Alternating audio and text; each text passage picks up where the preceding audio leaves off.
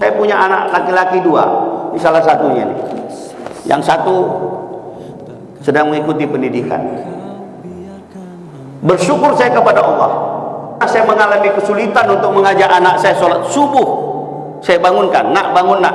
Belum pernah keluar kata-kata dari mulutnya, aduh ya ngantuk ya. Belum pernah katakan iya ya, iya ya. Meskipun saya sedang berdinas di luar, saya telepon subuh, nak bangun sholat subuh, iya ya. Pak, saya jaga betul apa yang masuk ke dalam mulutnya. Sejak saya menikah sama istri saya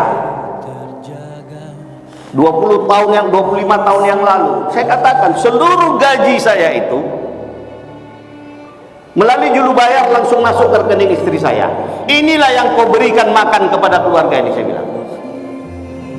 Karena saya punya keyakinan dengan memasukkan yang halal ke dalam perutnya, insya Allah memudahkan dia untuk melakukan ibadah. Dan itu saya rasakan sampai hari ini. Tidak pernah saya mengalami kesulitan sampai detik ini. 2 anak laki-laki saya, bersyukur saya kepada Allah. Artinya semua ini harus kita lakukan, tanggung jawab kita. Itu semua akan ditanya, pasti. Itu dalam keluarga saya, dalam kapasitas saya sebagai kepala keluarga. Di luar itu, saya sebagai wakil gubernur yang bertanggung jawab terhadap juga masyarakat yang ada semua ini. Apakah saya mampu menjangkau itu semua? Belum tentu. Tetapi upaya apa yang saya lakukan, inilah menjadi alat ukur. Ini harus kita pahami dengan baik. Untuk saling mengingatkan, saling menasihati. Makanya Allah tuh sampai bersumpah demi masa, demi waktu. Kita ini semua dalam keadaan merugi, kata Allah. Kecuali orang melakukan amal saleh dan saling menasihati dalam kebenaran. Ini seperti itu gitu loh. Ini harus kita pahami dengan baik. Atas hidup kita sebentar, tidak pernah ada jaminan satupun apakah besok masih kita akan bisa bertemu seperti ini. Tidak ada. Tidak ada satu jaminan pun. Makanya diperlukan upaya-upaya. Kalau kita sudah melakukan seluruhnya, serahkan diri kita, pasrahkan diri kita kepada Allah. Dengan cara apa? Berdoalah kepada Allah terhadap apa yang sudah kita lakukan. Allah mengatakan, ud'uni astajib lakum, berdoalah kepadaku, niscaya akan aku kabulkan. Niscaya ini terjemahannya adalah pasti.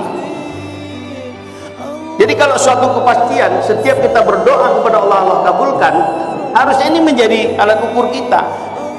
Jangan pernah meninggalkan doa. Persoalannya kan yang sering terjadi adalah ketika kita mengajukan doa kepada Allah, kita selalu menggunakan formulasi bahasa keinginan. Keinginan kita apa kepada Allah? Sementara Allah memenuhinya dengan bahasa kebutuhan. Kebutuhan kamu itu sebenarnya apa? Ketidaktemunya antara keinginan dan kebutuhan, itu yang sering kita katakan doa kita tidak dikabulkan. Sebenarnya tidak terkabulnya doa itu merupakan terkabulnya doa dalam bentuk yang lain.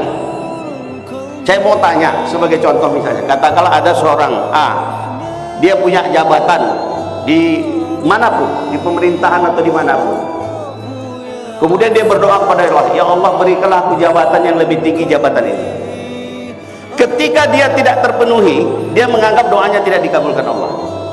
Saya mau tanya, kalau seandainya Allah buka proses doanya, kemudian Allah katakan, aku penuhi doamu untuk jabatan itu, tetapi aku buka sebenarnya kebutuhanmu yang lain. Sebenarnya setelah aku penuhi doamu itu, besok kau stroke, sakit. Terus Allah kembalikan kepada kita, mana yang kau pilih? Mungkin dia kembali kepada yang pertama. Oh kalau gitu ya Allah, tak usahlah beri aku jabatan itu, berilah aku sehat. Sehingga kesehatan kita pada pagi hari ini, itu dalam bentuk pengabulan Allah terhadap kebutuhan kita. Kita lebih membutuhkan sehat pada subuh hari ini sehingga bisa melangkahkan kaki di tempat yang mulia ini. Itulah sesungguhnya. Coba kalau misalnya kita tanya, mungkin kita rezeki kita, uang kita tidak banyak, tapi kita berada di masjid ini subuh hari ini. Kemudian Allah berikan, katakanlah kita pernah menginginkan sebuah rumah mewah. Tetapi ketika rumah mewah itu ada, kita dalam kondisi dilumpuhkan Allah, mana yang kita pilih? Mana yang kita pilih? Saya mau tanya.